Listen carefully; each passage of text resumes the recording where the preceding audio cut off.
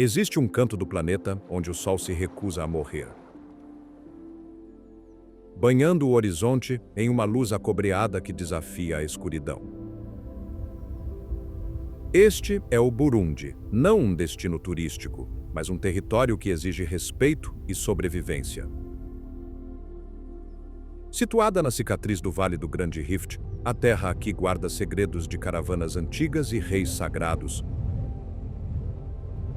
mantendo uma essência que o tempo não foi capaz de corroer. As montanhas observam com a paciência de milênios, lembrando-nos de que somos meros passageiros nesta paisagem de fraturas tectônicas. Aqui, a natureza não foi domada, os lagos respiram e as florestas murmuram verdades ancestrais. Prepare-se para enfrentar um ambiente que não apenas testa sua resistência física, mas interroga seu espírito. Bem-vindo à fronteira indomada do coração africano, onde a beleza e o perigo executam uma dança eterna. Mas fique alerta, porque o que aguarda sob a superfície destas águas calmas pode alterar sua realidade para sempre. A geografia do esquecimento. Os seres humanos modernos, em sua arrogância tecnológica e obsessão pelo controle, acreditam ter conquistado cada canto do planeta. Mapeamos os oceanos até o último abismo escuro, onde criaturas bioluminescentes nadam em escuridão eterna. Domamos selvas que outrora devoravam expedições inteiras com febres desconhecidas. Erguemos cidades de vidro e aço que arranham o céu com uma insolência que desafia os deuses antigos. Vivemos sob a ilusão confortável de que não restam espaços em branco nos mapas, que o mistério foi erradicado pelo olho que tudo vê do satélite e pela precisão do GPS. Mas o que quase ninguém sabe, o que escapa constantemente da consciência coletiva ocidental, é que existe um enclave no coração da África, onde o tempo não é medido em horas ou anos, mas na lenta, dolorosa e implacável erosão de rochas milenares. Longe da umidade salgada dos oceanos, protegido por muralhas naturais de colinas verdes e lagos profundos que cegam a vista, encontra-se um território que viu o caos da história passar permanecendo estoico, quase indiferente ao destino dos impérios humanos. O Burundi não é simplesmente um país delimitado por linhas políticas arbitrárias. É uma fortaleza geográfica desenhada pela própria terra em um espasmo de violência tectônica para desafiar o homem. É literalmente uma nação sem saída para o mar no Vale do Grande Rift, o polo da inacessibilidade africana. Mais de 1000 quilômetros de selvas densas, montanhas escarpadas e rios turbulentos separam suas fronteiras da costa indiana mais próxima. É um lugar onde a terra afunda violentamente no abismo, como se tentasse escapar da própria gravidade e tocar as profundezas do manto terrestre com as pontas de suas falhas afiadas. Aqui, a geografia não é um cenário passivo, um simples pano de fundo para as peças da civilização. É a protagonista absoluta, a diretora cruel e benevolente de cada capítulo humano, uma entidade viva que respira e exige respeito. Para entender seu povo, essa raça de agricultores com pele curtida pelo tempo e olhos franzidos pelo sol implacável, deve-se primeiro entender suas colinas, porque no Burundi, a sobrevivência é uma arte praticada no coração do Rift. A uma altitude média de 1.500 metros. Nessa altura, o ar é notavelmente mais rarefeito. A luz ultravioleta queima a pele sem aquecer o ar. E o oxigênio é escasso o suficiente para forçar os pulmões a se expandirem e o sangue a engrossar com mais glóbulos vermelhos. Aqui, a vontade é forjada ou quebrada sem meio termo, e a fraqueza não é uma opção. Se desdobrarmos o mapa da África Oriental e o observarmos com atenção clínica, veremos que o Burundi aparece como um nó geológico impossível, uma cicatriz profunda na crosta terrestre. Não é uma planície aberta a uma invasão fácil como as savanas de seus vizinhos, onde hordas poderiam galopar sem controle, nem é um vale fértil e suave como o do Nilo, desenhado para uma agricultura sedentária e pacífica. É um labirinto tridimensional de colinas infinitas que ocupam 90% de seu território, deixando apenas 10% para uma vida confortável e plana. Esta realidade física ditou uma sentença clara desde o início dos tempos. Uma lei não escrita que toda criança burundinesa aprende antes de caminhar. Aqui, a vida é dura, ondulada e sempre morro acima. A cadeia do Rift, cujo nome evoca a grande fratura que ameaça dividir o continente africano em dois, atua como o verdadeiro governante do país, um imperador de rocha de granito que não precisa de trono. Com mais de 2.000 quilômetros de comprimento total, mas concentradas no Burundi em picos que excedem 2.000 metros, estas montanhas são monstros adormecidos. O Monte Rera, uma enorme pirâmide verde localizada perto da antiga capital, atinge 2.760 metros. É famoso não apenas por suas vistas, mas por sua brutalidade climática e pelas vidas que ceifou em suas encostas encharcadas de neblina. Estas montanhas não são apenas decoração cênica. São barreiras climáticas que detêm as monções, muralhas políticas que impediram o avanço dos colonos alemães e belgas por décadas, e barreiras espirituais onde residem os espíritos dos ancestrais. Elas dividem o país em microclimas extremos, onde se pode passar de uma chuva torrencial ao sol escaldante em uma hora de caminhada, funcionando por séculos como o melhor sistema de defesa que qualquer rei poderia comprar. As coisas que você pode encontrar se aventurar nestas passagens de montanha desafiam toda a lógica moderna. A passagem de Bururi, beirando os 2.000 metros, é um lugar de desolação bíblica que testemunhou caravanas comerciais desaparecerem, engolidas por tempestades repentinas em questão de minutos, deixando para trás apenas o som do vento uivando entre as rochas e mercadorias espalhadas que ninguém ousou reivindicar. Vales alpinos como o Ruvubu parecem um sonho febril. Planaltos infinitos que se transformam na estação úmida em tapetes de um verde tão intenso que dói olhar.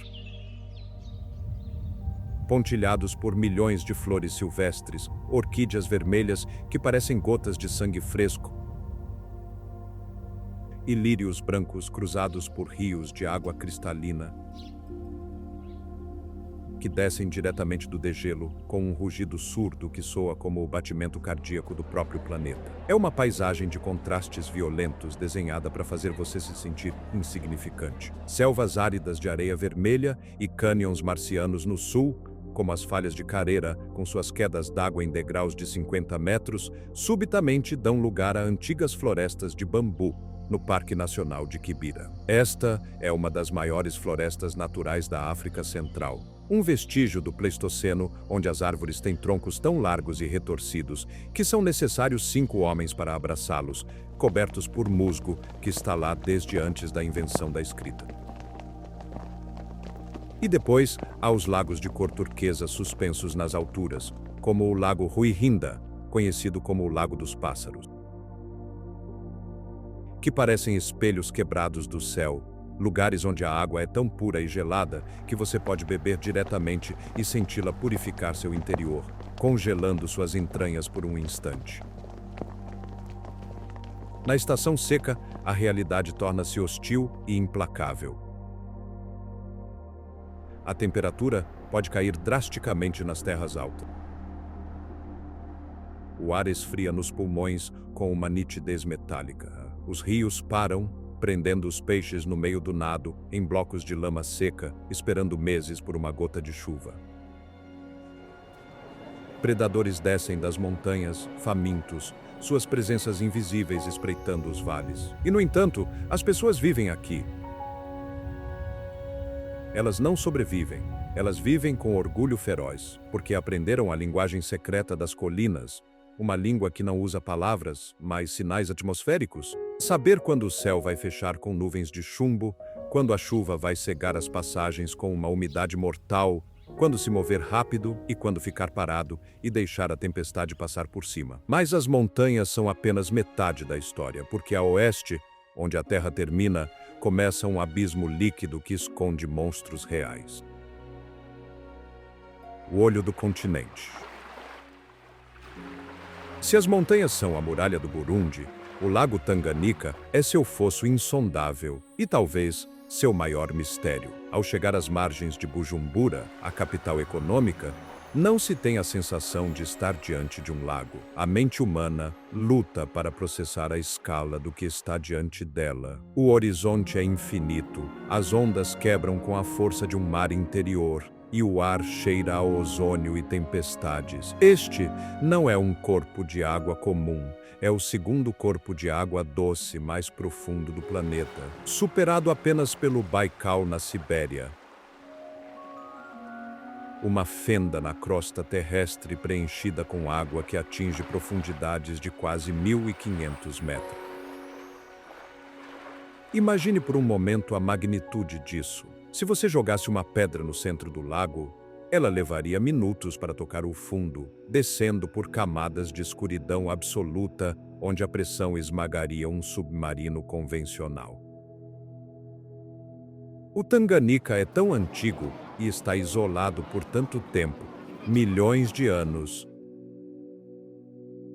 que se tornou seu próprio laboratório evolutivo. 98% das espécies de ciclídeos que habitam suas águas não existem em nenhum outro lugar do universo. É um mundo alienígena incrustado na África, mas a beleza azul safira de sua superfície é um engano sedutor que esconde perigos que inspiraram pesadelos por gerações. As praias de areia branca perto de Saga Plage convidam ao descanso, mas os habitantes locais sabem que a água pertence a outros mestres. Aqui habita uma lenda viva. Uma criatura que transcendeu a biologia para se tornar mito. Gustave. Dizem que Gustave é um crocodilo do Nilo, mas as descrições daqueles que afirmam tê-lo visto falam de um leviatã com mais de 6 metros de comprimento e pesando 1 tonelada.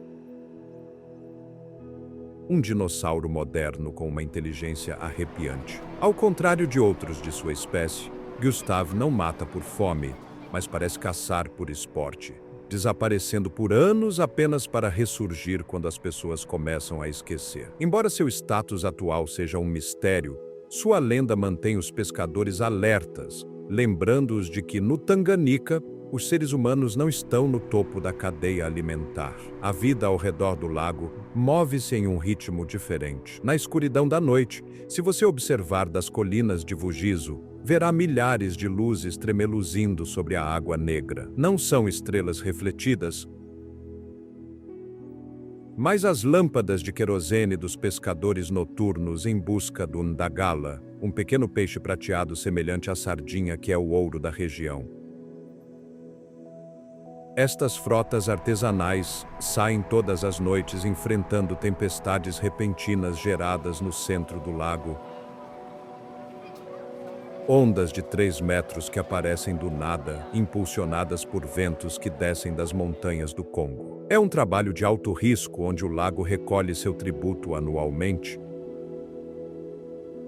mas é o único sustento para milhares. O Tanganyika também atua como um termostato gigante para a região, criando um microclima tropical que permite que palmeiras cresçam a apenas alguns quilômetros das florestas de pinheiros das terras altas.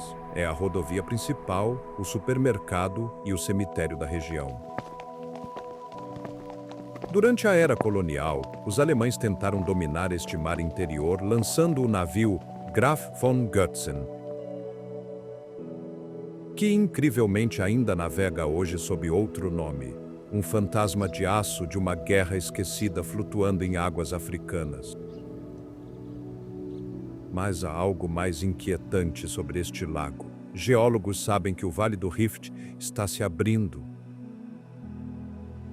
Milímetro por milímetro, ano após ano, a África está se rasgando.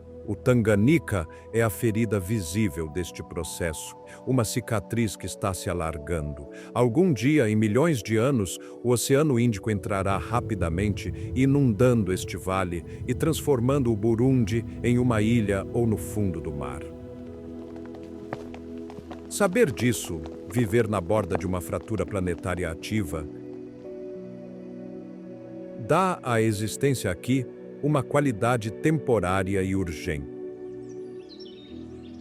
No entanto, antes que a geologia dite o fim,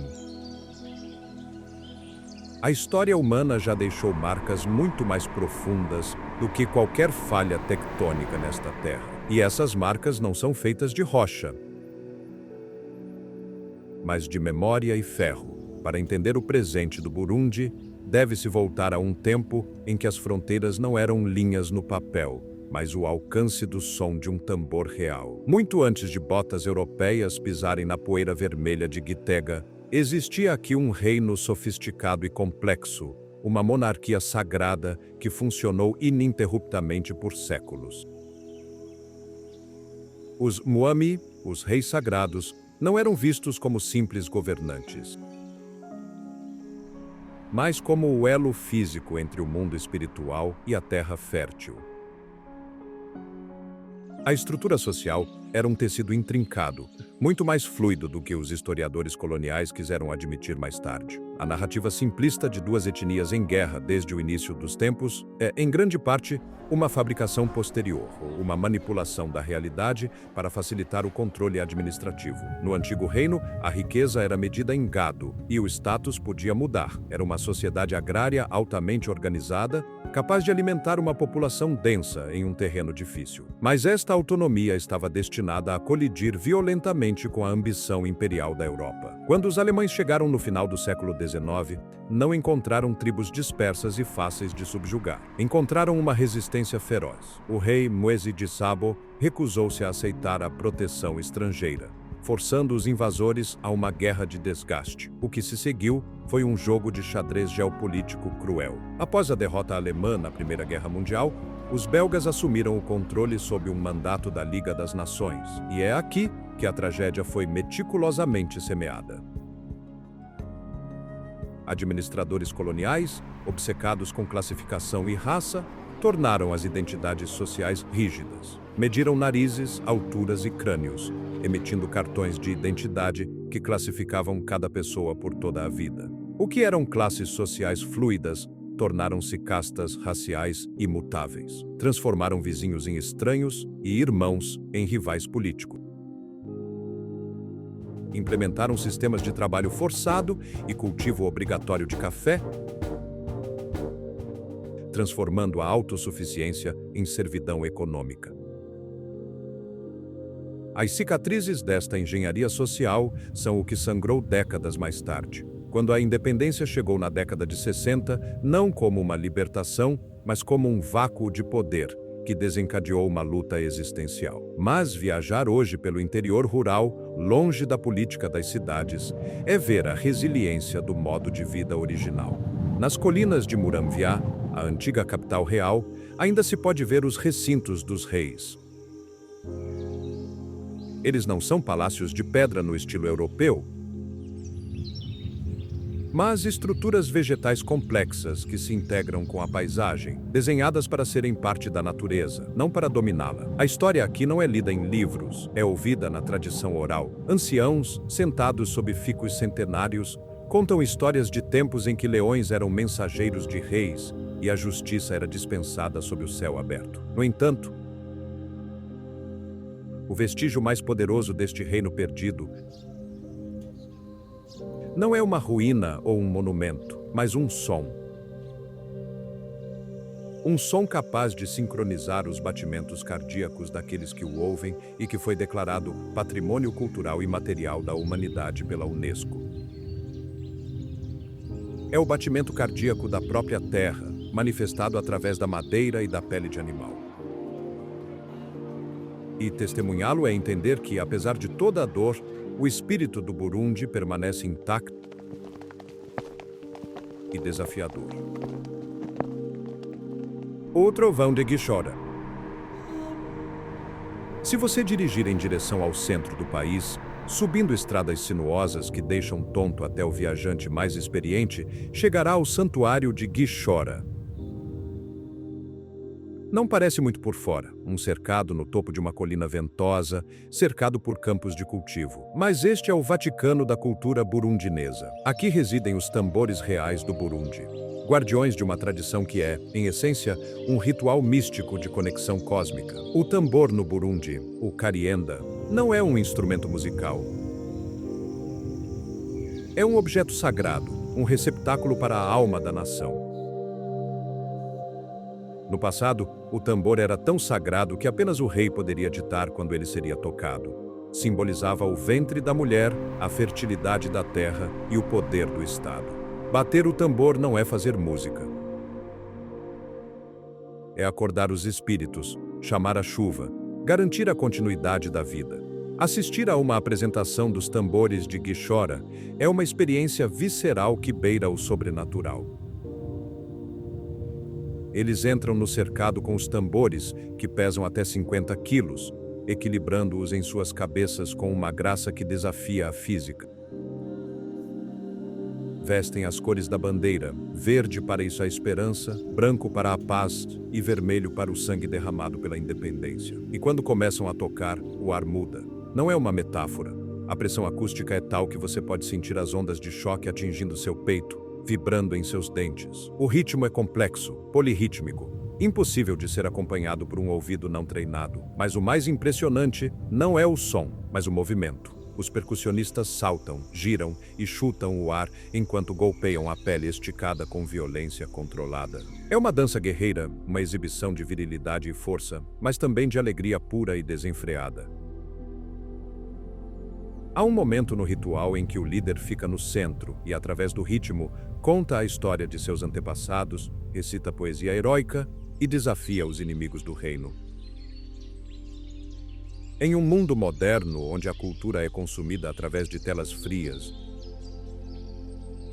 estar a 3 metros desses homens suados, em transe, batendo em madeira antiga sob o sol africano, é um lembrete do poder bruto da experiência humana. É um ato de resistência cultural. Eles sobreviveram à colonização, ditaduras, guerras civis e globalização. Os tambores nunca pararam de soar. Mesmo nos anos mais sombrios, quando o som de tiros enchia os vales, o ritmo de Gishora permanecia como uma promessa de que a identidade burundinesa não poderia ser apagada. Hoje, esses tambores soam em festivais internacionais, mas seu lar permanece nesta colina. Os jovens aprendem com os velhos mestres, garantindo que a corrente não se quebre. É uma lição de dignidade. O Burundi pode ser pobre em termos econômicos, pode aparecer na base dos índices de desenvolvimento humano, mas em Gishora, entende-se que eles são imensamente ricos em algo que o dinheiro não pode comprar. Um senso profundo e inabalável de quem são. Ao deixar Gishora, com os ouvidos ainda zumbindo e o coração acelerado,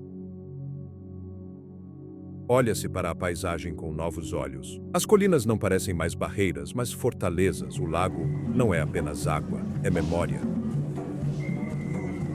E as pessoas que caminham à beira da estrada, carregando pesos impossíveis em suas cabeças com elegância estoica, não são mais vítimas da história, mas seus sobreviventes mais tenazes. O Burundi despedaça seus preconceitos, despoja-o de seus juízos e deixa-o com uma verdade desconfortável e bela. A vida, em sua forma mais pura, é uma luta constante, e há uma beleza terrível nessa luta que o mundo moderno esqueceu. No meio deste caos tectônico de picos afiados como dentes de dragão e fendas que rangem e gemem como ossos velhos, a natureza decidiu abrir um olho gigante, azul e sereno que tudo vê. O Lago Tanganyika. É impossível falar da história, cultura ou da alma profunda desta região sem fazer uma pausa. Com reverência quase religiosa, diante deste corpo de água que parece uma falha na matriz geográfica, como se um pedaço do oceano tivesse se perdido e caído do céu para pousar nas terras altas da África Oriental. Os números são esmagadores, mas não conseguem capturar sua majestade. Com 676 quilômetros de comprimento e 50 de largura, o Tanganica é o lago de água doce mais longo do mundo e o segundo mais profundo, depois do Baikal, e o segundo maior lago africano, depois do Vitória. É um mar em miniatura abraçado por montanhas nevadas, mas tem uma característica que o torna absolutamente único, um traço que desafia a intuição e alimentou lendas e medos por milênios. É o lago mais antigo do mundo, com 10 milhões de anos. E suas águas permanecem puras, azul escuras, movendo-se com uma lentidão hipnótica e vaporosa, abrigando espécies endêmicas que não existem em nenhum outro lugar. A ciência moderna, com sua necessidade de desencantar o mundo, explica este milagre com dados frios, uma combinação de profundidade extrema, 1.470 metros com estratos anóxicos no fundo, intensa atividade térmica subterrânea devido à falha tectônica ativa sobre a qual se assenta, e a enorme massa de água que retém o calor do Sol, como uma bateria térmica gigante. Mas os antigos burundineses, que olhavam para o lago com uma mistura de amor e terror, tinham outra explicação. Diziam que no fundo do lago bate um coração antigo, o coração de um deus que chorou tanto pela divisão do continente, que suas lágrimas encheram o vale árido e nunca esfriaram, mantidas aquecidas pela fúria de seu luto eterno. Segundo a lenda local, o lago foi criado por espíritos para separar os povos, mas também para uni-los em seu mistério. Muitos visitantes ficam na margem, admirando o reflexo dos picos do rift na água de safira,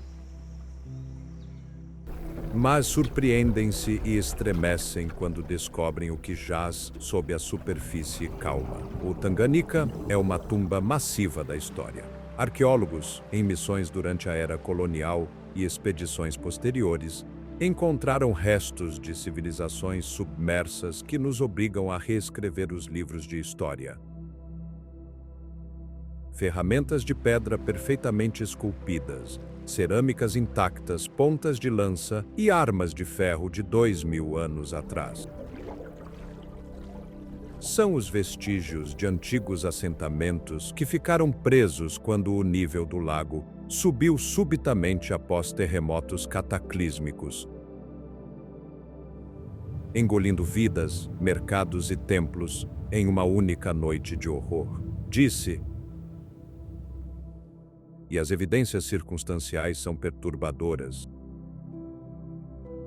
que o Tanganica guarda segredos sombrios das rotas comerciais africanas, tesouros de caravanas perdidas que tentaram cruzar suas águas traiçoeiras, relicários de marfim sólido e até, segundo teorias persistentes apoiadas por descobertas de cruzes antigas, relíquias de missionários cristãos que fugiam da perseguição, trazendo textos proibidos. O lago é um arquivo hermético que protege seu conteúdo com toneladas de pressão e escuridão. A cada ano, novas expedições com sonares de varredura lateral descobrem novas estruturas, novas formas geométricas na lama do fundo, incluindo peixes endêmicos como os ciclídeos, com mais de 250 espécies únicas que evoluíram isoladamente, como um laboratório darwiniano vivo. Na época medieval, as margens do Tanganica eram um refúgio sagrado e cosmopolita. Reinos Hutu e Tutsi coexistiam com rotas comerciais de sal e marfim. Exploradores como Livingstone e Stanley mencionaram-no em suas crônicas com temor, marcando aqui o monumento Livingstone-Stanley, em Mugere, onde se encontraram em 1871. Os alemães, quando chegaram com suas botas militares no século XIX, batizaram-no de O Mar do Burundi. E não era exagero poético. Este lago funciona como um termostato gigante, criando seu próprio microclima que suaviza os invernos em suas margens, a ponto de permitir palmeiras, bananas e pomares de manga, onde em qualquer outro lugar nesta latitude haveria apenas tundra congelada e grama morta. Durante o século XX, a Bélgica colonial fechou o lago para o mundo exterior. Transformaram-no em uma zona restrita para a extração de recursos. Em suas profundezas, longe de olhos curiosos, métodos de pesca industrial foram testados e minas submarinas exploradas. Os habitantes locais ainda contam histórias de luzes estranhas emergindo da água à noite, de ruídos metálicos que faziam o chão vibrar e de animais que apareciam mortos na margem sem causa aparente. Talvez devido à presença de Gustave, o lendário crocodilo devorador de homens que já reivindicou mais de 300 vidas humanas. Hoje, a paz voltou, pelo menos na superfície. Pode-se caminhar por praias de areia branca, onde as ondas quebram com a mesma cadência rítmica do Caribe, ver flamingos cor-de-rosa descansando em suas migrações de verão e, se tiver sorte, encontrar pescadores descendo com suas canoas de madeira para beber aquela água salobra que não congela seus lábios. O lago é tão profundo, até 1470 metros. Um abismo insondável que ainda não revelou nenhuma fração de seus segredos. Todos os anos, novas expedições descobrem novas espécies, como ciclídeos transparentes que parecem fantasmas aquáticos. Mas os anciãos das aldeias ribeirinhas alertam os turistas que riem alto demais ou entram na água sem respeito. Eles apertam os olhos para o horizonte azul e murmuram uma verdade desconfortável. O Tanganica nunca devolve o que leva. E às vezes, quando a tarde cai e a água se torna negra como tinta, a superfície começa a agitar-se sem que o vento sopre. Como se algo imenso, logo abaixo dos barcos, estivesse prestes a subir para respirar. Mas o que realmente espreita sob essas ondas profundas? Que lendas ancestrais despertarão se você se atrever a aventurar-se mais longe? O domínio do tambor e as rotas do sal.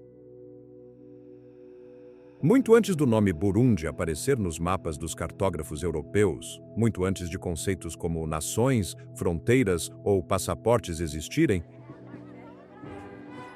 estas terras já vibravam com uma energia cinética imparável, o ritmo dos tambores. As colinas da África Oriental não eram simplesmente um lugar de passagem, eram o berço de uma das revoluções culturais mais importantes da história humana, comparável à invenção da roda ou da máquina a vapor. A domesticação do tambor como instrumento de poder e comunicação. Aconteceu aqui nas vastas planícies a leste do Rift há mais de 2000 anos, provavelmente na cultura dos antigos reinos. Foi o momento em que o ser humano deixou de ser uma criatura silenciosa e terrestre para se tornar um portador de ritmos. Sem este instrumento, a vida neste ambiente hostil teria sido socialmente impossível. O tambor não era apenas um meio de música, era uma extensão do corpo humano, uma máquina de guerra viva, uma fonte de coesão social, mensagens para o inverno e pele para cerimônias. Era status, religião, moeda e o único companheiro fiel na solidão da colina. A simbiose era total. As crianças aprendiam a tocar antes de caminhar. Suas mãos arqueadas desde a infância para se ajustarem às peles dos tambores. As mulheres eram ritmistas tão habilidosas quanto os homens, capazes de defender o acampamento e convocar espíritos. E os guerreiros desenvolveram técnicas que aterrorizaram os impérios sedentários da Europa e da Arábia. Podiam transmitir mensagens com precisão letal através de quilômetros, voltando-se para trás na colina. O famoso chamado do tambor. Enquanto seus ritmos ressoavam a 100 batidas por minuto em terrenos irregulares. Os primeiros registros históricos falam-nos dos Hutu e Tutsi. povos bantu de cabelos escuros e olhos claros em alguns clãs, que dominaram estas colinas desde o século XV. Não deixaram palácios de mármore ou cidades amuralhadas, porque para eles, fechar-se atrás de muros era uma forma de morte. Sua riqueza residia em seus rebanhos móveis e em sua liberdade absoluta, mas deixaram algo mais duradouro que edifício: tambores sagrados. Em lugares sagrados como Gishora, nos arredores de Gitega, ou no remoto Vale de Carera, que significa cachoeira e só é acessível na estação seca, milhares de tambores de madeira preta estão marcados com a história espiritual desses povos. São bibliotecas de ritmo ao ar livre, sob o sol escaldante. Padrões de batidas representando cabras de chifres longos, caçadores com lanças tensas, carros de guerra e cenas de rituais xamânicos onde homens com máscaras dançam com o sol. Estes ritmos são o testemunho mudo de uma cultura que lia o céu e as estrelas com a mesma facilidade com que lemos a tela de um telefone. São mensagens em uma garrafa de madeira lançada ao futuro. Então, a maré da história trouxe os reinos do Burundi, com seus Mwami, reis, como Intare I no século XVII. Todos passaram por aqui, deixando camadas de história como estratos geológicos. Sangue sobre sangue, poeira sobre poeira. Mas o momento de maior esplendor, aquele que conectou este canto perdido com o destino do mundo, chegou com as rotas comerciais de sal e marfim. Apesar de seu isolamento montanhoso, ou talvez devido à segurança oferecida por suas passagens controladas, este território tornou-se um corredor vital e obrigatório. Caravanas saindo da mítica Ujiji carregadas de sal, marfim fino e escravos não tinham escolha, senão enfrentar as colinas do Rift e as passagens de Kibira, para alcançar os mercados de Bagamoyo, Zanzibar e, finalmente, os palácios de Omã e da Europa. Os vales burundineses tornaram-se as artérias pelas quais circulava o sangue do comércio africano. Aqui, o sal do Tanganica, branco como a neve e valioso como o ouro, era trocado por especiarias árabes picantes, o marfim de elefante por tecidos persa, a prata etíope forjada por peles de leopardo do Congo. Lugares como Gitega, um caravançará de adobe escuro do século XVIII, semi-enterrado na colina a 1.700 metros, eram oásis de vida em meio ao vazio uivante. Imagine a cena em Gitega. É noite, lá fora ruge uma tempestade que mataria um homem em minutos. Dentro das grossas paredes de adobe, iluminadas por lâmpadas de óleo de palma que fumegam e cheiram a ranço, mercadores de 10 nações diferentes se reúnem. Falam em uma mistura de Kirundi, Swahili, árabe e Bantu. Burros, exaustos, ajoelham-se nos pátios internos. Bebe-se urvaguá, cerveja de banana, quente, come-se o galho assado. E, junto com as mercadorias físicas, troca-se a coisa mais perigosa de todas: ideias, religiões, matemática, astronomia, segredos da forja e também doenças como a varíola. Em Bujumbura, a cidade mais antiga do Burundi, com mais de 200 anos de existência contínua, mais antiga que muitas capitais africanas, o mercado nunca fechou. Ainda hoje você pode subir ao Monte Belvedere, uma colina que se eleva da planície como uma mão de pedra, declarada Patrimônio da Humanidade. Lá você pode tocar rochas polidas por milhões de mãos e joelhos de peregrinos, ver petróglifos que mostram reis rezando ou entrar em cavernas estreitas onde xamãs e, mais tarde, santos islâmicos buscavam iluminação em total escuridão. Aqui, o animismo, o Islã, o cristianismo e as crenças Tutsi se encontraram e colidiram em uma coexistência tensa, mas fértil, que parece impossível hoje. Mas as rotas do sal não duraram para sempre. As rotas marítimas abertas pelos europeus condenaram as caravanas ao esquecimento. O comércio secou, as cidades de adobe desmoronaram e voltaram ao pó. Os impérios recuaram, deixando os burundineses sozinhos novamente com suas colinas e tambores. No entanto, no século XIX, uma nova sombra começou a se alongar do norte, uma sombra maior e mais sistemática do que qualquer reino anterior. Agrimensores alemães apareceram no horizonte com seus teodolitos e rifles, traçando linhas retas em mapas que nada entendiam de clãs.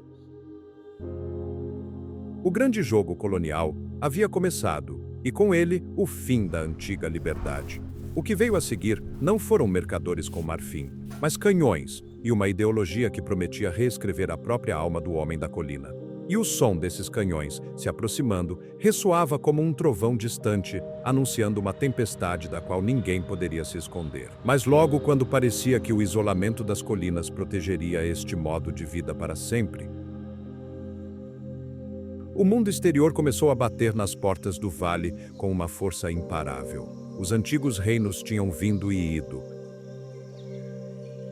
deixando apenas algumas cicatrizes na terra. Mas o que surgia no horizonte não era simplesmente um exército invasor, era uma ideologia. Uma força que não queria apenas conquistar território, mas reescrever a própria mente de seus habitantes. As colinas, que sempre tinham sido muralhas impenetráveis, não puderam deter o que estava prestes a acontecer. A sombra colonial e a sedentarização. O século XX não chegou ao Burundi na ponta dos pés. Chegou com o estrondo de canhões e o chacoalhar de trens coloniais. Foi um abalo sísmico que ninguém, nem mesmo os anciãos mais sábios que liam as estrelas, previu. Em 1890, após o colapso da antiga ordem e a ascensão do colonialismo alemão e belga após a Primeira Guerra Mundial, tropas europeias começaram a subir em direção a estas terras altas. Eles não eram apenas soldados, eram portadores de um novo evangelho secular que prometia modernidade e progresso, mas exigia submissão total a um sistema centralizado. O que se seguiu foi um dos episódios mais brutais, prolongados e, no entanto, menos conhecidos da história colonial africana. Tornou-se conhecido como a Resistência dos Reinos, onde clãs sob o Mwami Mwambutsa resistiram ferozmente. Este termo, usado de forma depreciativa pelos colonos para rotulá-los como bandidos, foi adotado com orgulho pelas guerrilhas locais. Eles eram combatentes animistas, percussionistas especialistas que conheciam cada caverna e cânion. E que lutaram não por meses, mas por décadas contra a maquinaria da colonização. Foi uma guerra de sombras nas Colinas Verdes, onde a tecnologia moderna do exército belga colidia constantemente contra as táticas ancestrais da guerra de guerrilha africana. Para os novos administradores que enviavam ordens de Bruxelas, o estilo de vida nômade de alguns clãs representava tudo o que o novo mundo tinha que deixar para trás. Eles viam isso como um caos incontrolável, um remanescente feudal arcaico que tinha que ser erradicado em nome do progresso científico e da eficiência industrial. Um nômade que se move não pode ser controlado, não pode ser recenseado e, o mais importante para o Estado, não pode ser tributado facilmente. Assim, entre 1918 e 1962, uma maquinaria social devastadora foi colocada em marcha. O processo de sedentarização forçada mais massivo e rápido na história da África Oriental foi realizado. A ordem era clara e a execução foi implacável. Milhões de cabeças de gado foram requisitadas, as quais não eram apenas a fonte de alimento da população,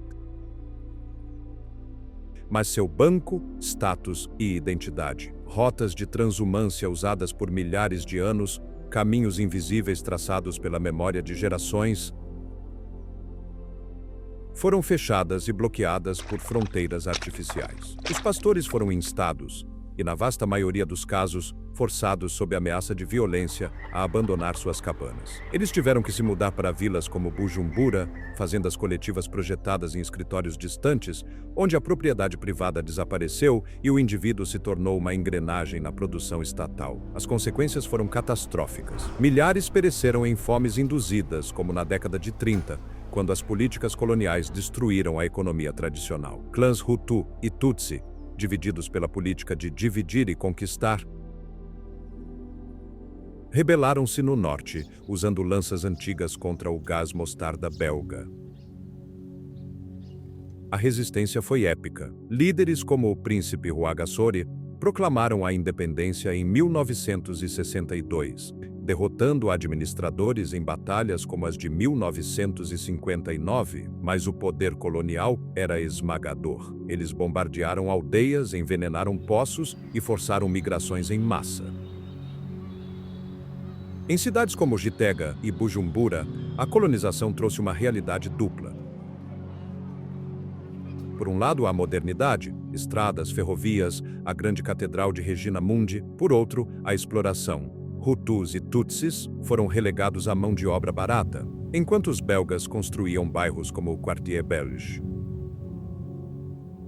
A cultura burundinesa foi suprimida, o Kirundi proibido nas escolas, mas nas sombras dos mercados, a resistência fervilhava.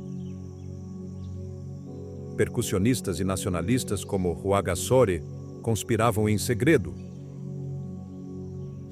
inspirados pela independência de outros povos. A independência chegou em 1962, após protestos massivos e negociações sangrentas. O rei Mwambutsa IV retornou como um herói, unindo Hutus e Tutsis sob uma monarquia moderna. Mas as cicatrizes permanecem: a divisão étnica, a luta pela reconciliação após os genocídios em 1972 e 1993. Hoje, o Burundi é um mosaico de tradições. O Urvagwa simboliza a hospitalidade, mas sob a superfície, as tensões étnicas fervilham. No entanto, nas profundezas das ruínas coloniais, como o Palais du Roi em Gitega, sussurra-se que a sombra belga não desapareceu inteiramente, que em prisões subterrâneas como as de Rumonge, onde milhares foram trancados em labirintos sem saída, algo antigo aguarda sua vingança. E quando a lua ilumina as colinas, pergunta-se: a luta realmente terminou ou apenas se transformou em algo pior? Festas da alma e a cozinha dos deuses. No coração desta terra de contrastes, onde o Rift beija os lagos e a floresta sussurra para as colinas, a cultura burundinesa se revela não em monumentos frios, mas em festas que batem como o pulso de um tambor real. As tradições não são relíquias empoeiradas. São o fogo que mantém viva a alma de um povo que absorveu influências bantu, nilóticas, árabes, europeias e congolesas, tecendo-as em uma tapeçaria vibrante que desafia o tempo. A cozinha é o primeiro altar. Não é mero sustento, é uma oração sensorial. O ugali, aquela papa espessa de milho cozida em potes de barro, onde se funde com feijão vermelho, bananas da terra e especiarias como o piripiri, pimenta africana, mais quente que o fogo, evoca caravanas antigas. Cozinha por horas sobre brasas, liberando aromas que invadem os mercados como um feitiço. A brochete, carne de cabra assada com cebolas e tomates, é comida aos domingos, dia da família, com as mãos direitas em comunhão tribal. O sangala, sopa de peixe do Tanganica, com mandioca e ervas, quebra o jejum em festivais, seu calor confortando almas cansadas. E o ibihaza, bolo de feijão com bananas, doce e salgado em harmonia perfeita, recorda os banquetes reais do Moami. Mas a verdadeira magia está no Urwagwa. Não é uma bebida, é um ritual. É preparado em 3 rodadas, a primeira amarga como a vida, a segunda doce como o amor, a terceira suave como a morte. É filtrado de bem alto para criar espuma, um símbolo de hospitalidade. Recusá-lo é uma ofensa. Aceitá-lo, a entrada em um mundo de confidências. As festas são explosões de cor e som. A Intore, uma dança guerreira tutsi, com saltos acrobáticos, transforma as noites. Após o pôr do sol, as colinas enchem-se de tambores, refeições comunitárias com cabra sacrificada. O Umuganuru, o festival da colheita em julho, marca o fim com orações e danças massivas. O Guzaba, o casamento tradicional, evoca uniões ancestrais. As famílias negociam com tambores, compartilhando o Urvagwa com os pobres, em um ato de piedade que une comunidades. Os festivais culturais deslumbram. O Festival do Tambor, em Gishora, um dos maiores da África, traz artistas globais para palcos junto ao Rift. O O Festival da Cachoeira em Carera celebra a natureza com desfiles, danças e a coroação de uma rainha, em vales perfumados por milhões de flores. O Festival Cultural de Gitega funde ritmos africanos com o transe hipnótico Sufi sob a lua, onde a percussão e as flautas invocam espíritos. O Festival da Paz em Bujumbura traz música do mundo para as antigas Medinas, unindo etnias em harmonia. As tradições Hutu perduram. O arriduz, dança circular com tambores, a rena nos casamentos, desenhos protetores nas mãos. Nos mercados, artesãos forjam o ferro, tecem cestos, curam o couro nas curtumes de Rumonge, onde o cheiro de amônia e corante é um assalto sensorial, mas produz bolsas e sandálias lendárias. No entanto, nas sombras dessas celebrações, mistérios espreitam. Lendas de espíritos, habitando cachoeiras e ruínas, são contadas em vozes baixas durante as festas. São apenas contos ou guardiões reais de segredos étnicos? E quando a música para, pergunta-se: que espíritos dançam no escuro, esperando para serem invocados? As cidades do Burundi não são meros aglomerados de adobe. São labirintos vivos onde a história respira através de cada tambor, cada arco. Bujumbura, a econômica, fundada em 1899 por alemães, é o caos ordenado. Seu mercado central, cheio de centenas de barracas, sofre mutações. De dia, especiarias e peixes. De noite, um teatro para dançarinos e contadores de histórias que hipnotizam com lendas de crocodilo. A Catedral Regina Mundi, com torres de 50 metros, observa como uma guardiã eterna, Gitega, a política, com sua medina de ruas de paralelepípedos, é um enigma. Seus curtumes, fossos coloridos onde peles são tingidas com urina e piripiri, emanam cheiros que queimam as narinas. O Museu Nacional, com entalhes intrincados, era um centro de conhecimento real, mas no subsolo, cavernas e passagens escondem tesouros perdidos do Moami. Rumonge, a costeira, construída por árabes no século XIX, tem paredes de palmeiras e estábulos para burros. Sua prisão colonial, um labirinto subterrâneo de tamanho desconhecido, envolto em lendas, disse que se estende sob o lago com uma passagem secreta para a fuga que ninguém encontrou. Milhares de prisioneiros, segundo as crônicas, pereceram ali. Ngozi, a do norte, mistura o moderno e o antigo. A Igreja Católica, inacabada a Petit Bima, a partir de uma missão gigante, simboliza ambições truncadas. A Colina dos Tambores, com jardins reais, sussurra romances proibidos. Muyinga, a da fronteira, com a mesquita na colina, é um colosso. Seu minarete de 30 metros, o mais alto no norte, projeta chamados para a oração. Mas suas cornijas escondem histórias de contrabando. Kirundo, a azul, pintada para repelir mosquitos ou por refugiados, é um sonho de cobalto nas planícies. Seus lagos Ruihinda escondem cavernas com petróglifos.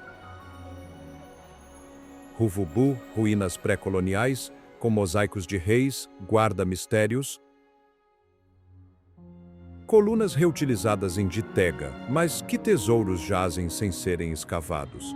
Nestas cidades, segredos abundam, palácios com ramãs escondidos, onde reis conspiravam, mercados com portas falsas para fugas, mas à noite, quando os chamados dos tambores cessam, sentem-se presenças. Que fantasmas de reinos caídos caminham por estes corredores, prontos para revelar verdades esquecidas? Mas se você pensa que a geografia física e o som dos tambores são as únicas coisas que sacodem o chão no Burundi, você está enganado. Há uma camada mais profunda, invisível ao olho do satélite, mas palpável para qualquer um que caminhe por suas trilhas ao entardecer. É um extrato feito de histórias que se recusam a morrer, de lendas que ganham vida quando a névoa desce e de mistérios que não têm explicação científica. Justamente quando você pensa que entende este país, O Burundi lhe mostra sua sombra. E nessa sombra habitam coisas que desafiam a razão. O Burundi não é simplesmente um país.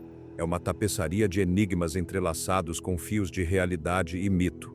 Aqui, a linha que separa o tangível do espiritual é tão fina quanto a névoa matinal sobre o lago. Os habitantes locais sabem que não caminham sozinhos. Espíritos, uma mistura sincrética de guardiões animistas ancestrais e tradições importadas, habitam ruínas de antigas fortificações e o rugido das cachoeiras. Se você se aventurar ao norte, em direção às colinas densas e escuras da floresta de Kibira,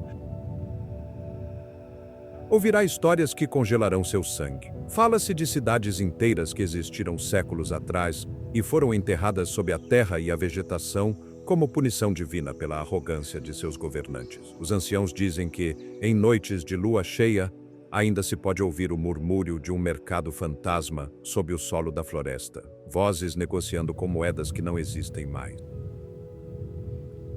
Mas o terror também tem formas mais tangíveis.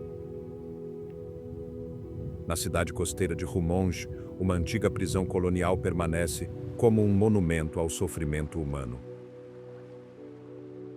As paredes deste lugar absorveram décadas de desespero.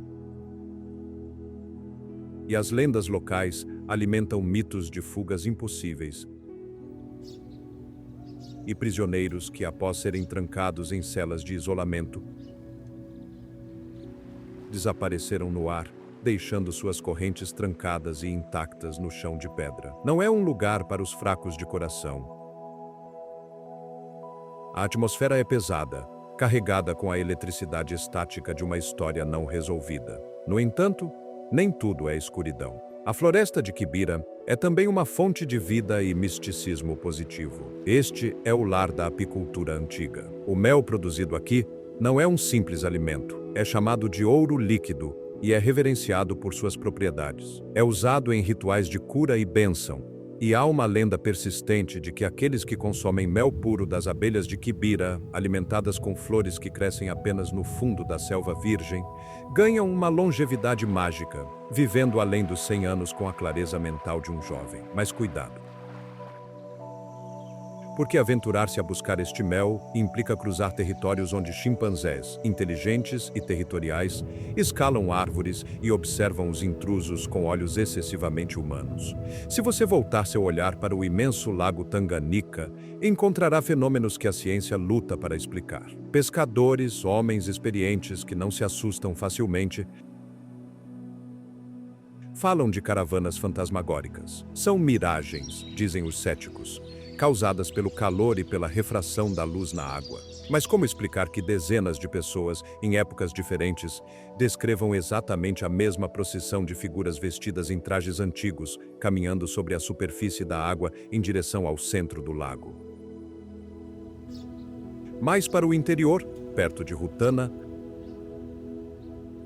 a terra se abre na falha dos alemães, um mirante espetacular sobre o vale de Kumoso. Mas é a caverna de Nyakazu, próxima dali, que guarda o verdadeiro segredo.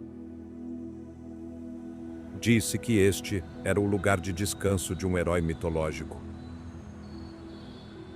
Um gigante que podia moldar a geografia com as mãos. A acústica da caverna é tal que, quando o vento sopra na direção certa, as paredes de rocha emitem um som profundo e gutural, semelhante ao rugido de leões invisíveis. É um sistema de alarme natural que, segundo a tradição, alertava os reis sobre a aproximação de invasores. As tradições xamânicas Tutsi adicionam outra camada de complexidade a esta paisagem mística. Isso não é folclore para turistas, são práticas vivas, tatuagens protetoras, padrões geométricos escondidos sob as roupas e amuletos feitos de ervas e pequenos ossos são usados para proteger contra o mal-olhado e a inveja. Nos festivais Intor, a dança não é apenas um show, é um ritual de transe. Os dançarinos, com suas crinas de fibras vegetais imitando o leão, giram até atingir um estado alterado de consciência, onde, afirmam, podem purgar os maus espíritos da comunidade. E então, há o mistério final em Gitega, o túmulo de Ntare I, o fundador mítico do reino. É um local de peregrinação solene. Mas rumores de tesouros escondidos persistem como uma febre. Sussurra-se que o rei não foi enterrado sozinho,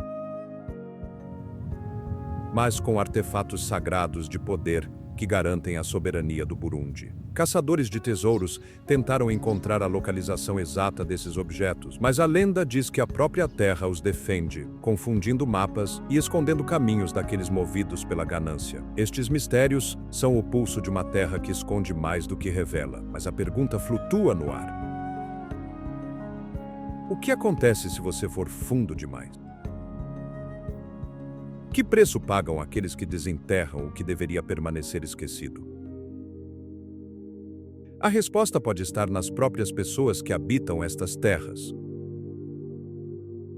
Uma população que aprendeu a sobreviver não apenas aos espíritos, mas a horrores muito mais terrenos e brutais. Cultura Hutu-Tutsi e sua resistência eterna.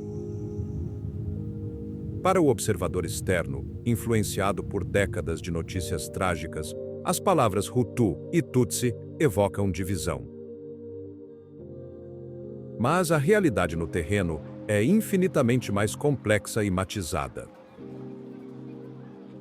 Ambos os grupos, junto com os Tuá, formam os Banyarwanda do Burundi, o coração indígena da nação. Eles compartilham a mesma língua, o Kirundi, falado por 99% da população, uma façanha de unidade linguística rara na África. Eles compartilham as mesmas religiões, as mesmas colinas e os mesmos costumes desde o século XV. Eles resistiram juntos a incursões de traficantes de escravos árabes, à brutalidade da colonização alemã e à administração burocrática belga. A cultura material do Burundi é um testemunho desta história compartilhada. As famosas cestas agaseke, tecidas com precisão matemática e padrões que simbolizam a vida e a família, não são simples recipientes. São presentes de aliança, símbolos de paz trocados em casamentos e acordos. Joias tradicionais, muitas vezes esculpidas em marfim ou osso, incorporam a mão de proteção, um símbolo universal contra o infortúnio. E a música é o fio condutor. Danças circulares em celebrações não distinguem etnias, mas celebram a continuidade da vida. No entanto, a história tem cicatrizes profundas. Foi durante o período colonial que a obsessão europeia com a classificação racial semeou o veneno. Administradores belgas, armados com fitas métricas e teorias pseudocientíficas, implementaram o infame Código Étnico de 1930. Eles mediram narizes, alturas e crânios para classificar rigidamente uma população que até então tinha uma mobilidade social fluida, baseada na riqueza pecuária. Esta divisão artificial, incorporada em documentos de identidade, transformou vizinhos em estranhos e irmãos em rivais políticos, preparando o cenário para tragédias futuras. O período pós-independência viu estas sementes de ódio germinarem com violência. Lutas por reconhecimento e poder levaram aos horrores de 1972, onde cerca de 200.000 pessoas, Hutus, perderam suas vidas em uma purga sistemática. E depois, em 1993, quando o assassinato do primeiro presidente Hutu, eleito democraticamente, desencadeou represálias que custaram 50.000 vidas Tutsi. Estes números não são estatísticas. São buracos em famílias, silêncios em mesas de jantar e fantasmas em aldeias. Mas reduzir o Burundi às suas tragédias é cometer um erro imperdoável. Hoje, a resistência cultural é palpável. Festivais como o Muganuru, a festa do plantio de sorgo, que historicamente unia o rei aos camponeses, estão sendo revitalizados como símbolos de unidade nacional.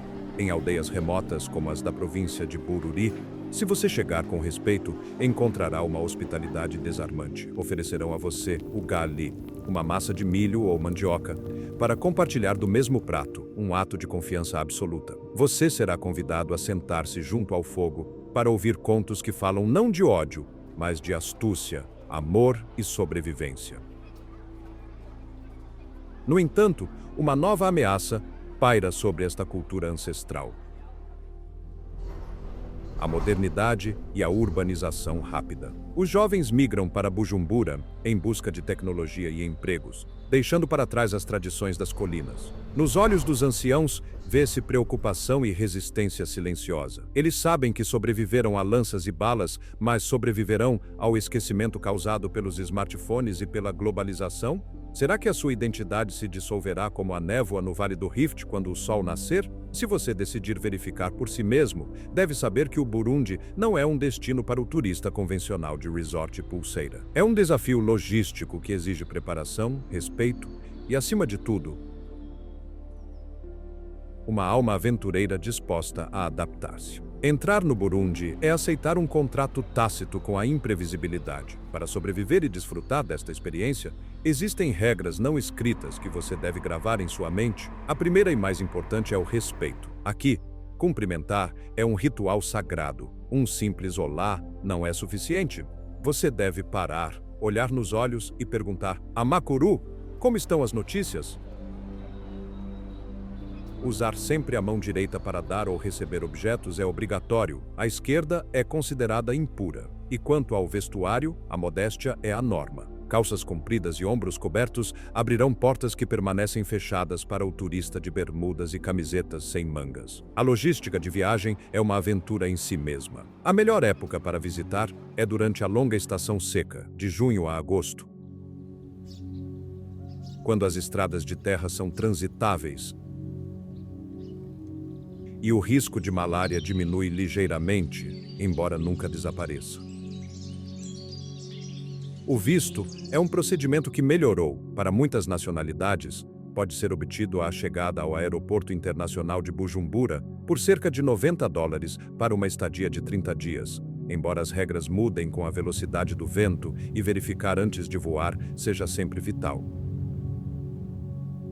O transporte é o sistema circulatório do país e, às vezes, esse sistema tem coágulos. Os ônibus da empresa Otraco conectam as principais cidades e são surpreendentemente confortáveis e pontuais. Para áreas rurais profundas, táxis compartilhados e minivans sobrecarregadas são a única opção. Esteja preparado para compartilhar seu assento com sacas de carvão, galinhas vivas e crianças curiosas. No lago, canoas de madeira e barcos são táxis aquáticos, uma forma sublime e lenta de ver a costa desde que você não tenha pressa. Para o viajante que busca adrenalina, o Burundi oferece experiências brutas. Fazer trilha no Monte Rehá é exigente, mas recompensa com vistas que abrangem todo o país. Nas margens do Tanganyika, perto de lugares como Saga Plage ou Blue Bay, pode-se praticar algo incomum: surfar em um lago, aproveitando as ondas geradas pelo vento. Alugar um quadriciclo para percorrer as colinas permite o acesso a aldeias esquecidas. E ter aulas de percussão no Santuário de Gishora não é apenas aprender música. É um treinamento físico intenso. A gastronomia é simples, mas saborosa, baseada no que a terra e a água oferecem. Você deve experimentar a brochete, espetinhos de cabra ou boi grelhados no carvão à beira das estradas, servidos com banana da terra frita. O ibihaza, um guisado de feijão com abóbora, é o combustível dos agricultores. E do lago, o muqueque e o endagala são iguarias essenciais. Para beber, nada supera o uruagua, a cerveja de banana tradicional, ou uma Primus ou Amstel gelada, que no Burundi são quase uma moeda social. Mas cuidado, os mercados são labirintos desenhados para confundir. Negocie com um sorriso, nunca com agressividade. A negociação é uma conversa, não uma batalha. E lembre-se de que, embora a guerra tenha terminado, a cautela deve ser sua companheira. Evite viajar à noite em estradas rurais. Os espíritos não são a única coisa que espreita os imprudentes na escuridão. O Burundi transforma o visitante. Você deixa de ser um turista para se tornar um peregrino da realidade. Mas a pergunta é: você está pronto para o que esta viagem despertará dentro de você? Porque uma vez que você vê a beleza bruta destas colinas, é impossível deixar de vê-la. E à medida que você se adapta a este ritmo de vida, notará que o país inteiro está prendendo a respiração, esperando por um futuro que promete tanto quanto ameaça. O Burundi encontra-se em uma encruzilhada existencial. Olhando para frente, O país tenta sacudir a poeira do passado e abraçar um futuro de desenvolvimento. O turismo sustentável surge como uma esperança dourada, com paisagens que rivalizam com qualquer destino global e uma ausência total de superlotação. O potencial é imenso. Projetos de ecoturismo comunitário começam a surgir, buscando que os benefícios dos visitantes fiquem nas aldeias e não em contas bancárias de corporações estrangeiras. A energia é outro campo de batalha. Grandes barragens hidrelétricas no rio Ruvubu e afluentes do Tanganica são símbolos desta nova era. A eletricidade está chegando lentamente a áreas que viveram na escuridão desde o início dos tempos, trazendo internet, educação digital e novas oportunidades de negócios.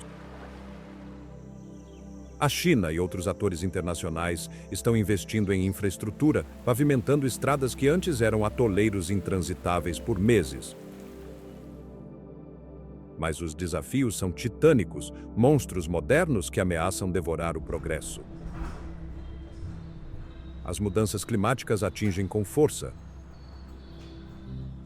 As secas são mais longas, as chuvas mais violentas, erodindo o solo fértil do qual 90% da população depende. A pobreza continua endêmica e as tensões étnicas, embora adormecidas, são brasas sob a cinza que qualquer vento político irresponsável poderia reacender. A pressão demográfica é imensa em um país tão pequeno. Nesta encruzilhada, porém, a essência perdura. A hospitalidade burundinesa é um recurso renovável infinito que conquista os corações daqueles que a visitam. Há dignidade na luta diária para melhorar, um otimismo que desafia as estatísticas.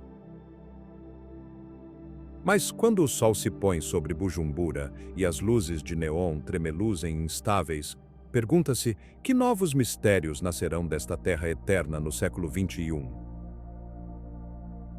Será o Burundi capaz de se modernizar sem perder a sua alma? Talvez a resposta não esteja nas cidades, mas nos espaços selvagens que ainda resistem ao avanço do homem, onde as feras verdadeiras reinam soberanas.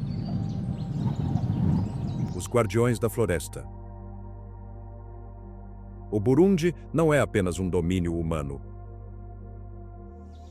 É um reino de feras, onde a vida selvagem pulsa com a força de um tambor subterrâneo. Os parques nacionais aqui não são zoológicos glorificados ou reservas cercadas e seguras. São santuários primordiais, onde a natureza reivindica o seu trono absoluto. E o visitante é um intruso privilegiado que deve caminhar com cuidado. O Parque Nacional de Rusizi, a oeste, é um delta pantanoso de 500 hectares, onde o rio Rusizi despeja as suas águas marrons no azul cristalino do Tanganica. Aqui, o ar é denso e úmido. Hipopótamos emergem da água turva como submarinos vivos, bufando colunas de água, suas bocas abertas revelando dentes de marfim, como adagas capazes de partir uma canoa em duas. Eles são os arquitetos do rio, criando canais com seus corpos massivos, mas o verdadeiro rei destas águas, a lenda sombria que todos temem, é Gustavo. Disse que este crocodilo do Nilo, com mais de 6 metros de comprimento e quase 1 tonelada, devorou centenas de pessoas ao longo de décadas. Sua pele é uma armadura cheia de cicatrizes de balas e lanças que não conseguiram matá-lo. Sua silhueta, espreitando em bancos de areia ou deslizando sem fazer uma única ondulação na água, mantém todos em alerta máximo.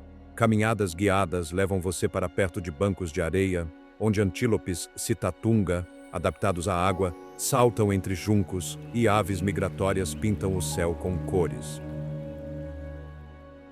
mas sempre com um olho observando a superfície da água. Mais ao norte e nas terras altas, o Parque Nacional de Kibira é um mundo diferente. É uma floresta tropical de montanha de 40.000 hectares. Um labirinto verde e gotejante que é a continuação da floresta de Nyungwe, em Ruanda. Aqui, os chimpanzés são os senhores do dossel florestal. Seus gritos, uma mistura de riso e uivo, ressoam nos vales, comunicando posições e avisos. Trilhas estreitas percorrem 180 quilômetros através de plantações de chá de tesa que fazem fronteira com a selva, levando aventureiros em direção a fontes termais naturais que borbulham como caldeirões de bruxas, aquecidas pelo fogo vulcânico profundo. Babuínos guardam as entradas do parque como sentinelas agressivas, e macacos, colobos pretos e brancos saltam entre os galhos como sombras acrobáticas. Expedições noturnas, apenas para os mais corajosos e sempre com guardas armados, revelam pares de olhos brilhantes no escuro, genetas, civetas, leopardos furtivos e talvez, segundo rumores esperançosos, os últimos elefantes de floresta sobreviventes nas profundezas. A leste, o Parque Nacional de Ruvubu é o gigante do país. Com 508 quilômetros quadrados de savana e floresta de galeria. É um vale pré-histórico onde manadas de búfalos do Cabo, com olhares sombrios e chifres massivos, pastam ao lado de antílopes e gazelas. Torres de observação estrategicamente posicionadas permitem ver o espetáculo da vida selvagem sem interferir. Manadas atravessando o rio Ruvubu, crocodilos esperando pacientemente pelo erro de uma presa. Acampamentos rústicos dentro do parque oferecem noites sob um manto de estrelas impossivelmente brilhante, com o som de rugidos distantes e galhos quebrando, lembrando que apenas uma folha de lona separa você da cadeia alimentar. A reserva do lago Ruihinda, conhecida como o Lago dos Pássaros, é um paraíso ornitológico. Milhares de grou coroado com as suas coroas douradas realizam danças de acasalamento em pântanos, enquanto nuvens de flamingos cor-de-rosa filtram a água. Passeios de barco de fundo chato permitem aproximar-se sem assustar a fauna, oferecendo uma intimidade com a natureza rara no mundo moderno. E não podemos esquecer as cachoeiras de Careira, um espetáculo de água caindo 50 metros em uma série de piscinas naturais cercadas por orquídeas raras e samambaias gigantes, onde banhos termais próximos oferecem propriedades curativas, segundo os habitantes locais. Na Reserva Natural de Vianda, ao sul, habitam chimpanzés não habituados aos humanos. Vê-los requer rastreadores experientes e paciência, pagando uma taxa, cerca de 10 mil francos burundineses se você os vir, metade se não. Mas o encontro é selvagem e autêntico. A floresta sussurra com a presença de macacos vervete e cobras venenosas, e sob a água do Tanganica, a fauna endêmica de ciclídeos, com mais de 250 espécies únicas, brilha como joias vivas em um aquário natural. Mas na escuridão destes santuários, lendas locais falam de guardiões que não são animais. Diz-se que espíritos antigos protegem as feras dos caçadores furtivos, desviando balas e confundindo rastreadores. São mitos para assustar intrusos ou realidades que punem os imprudentes? E quando um rugido quebra o silêncio absoluto da noite africana,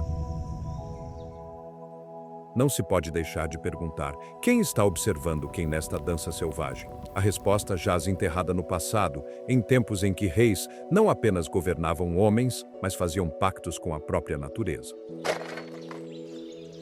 A história do Burundi não começa com a chegada do homem branco. É uma tapeçaria antiga e rica de reinos onde os Moami governavam com a autoridade do tambor e a sabedoria da terra. Desde o século XV, o reino do Burundi floresceu, consolidando-se sob líderes lendários como Ntare I Rushatsi, que unificou clãs dispersos e forjou uma nação guerreira e orgulhosa. Eles não construíram castelos de pedra para se isolarem. Seus palácios reais, como os encontrados em Gitega e Muramvya,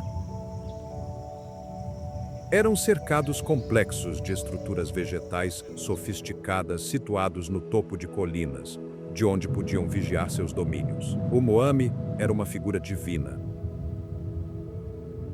Acreditava-se que sua saúde física estava diretamente ligada à prosperidade do reino. Ele controlava as chuvas, garantia a fertilidade do gado e dos campos.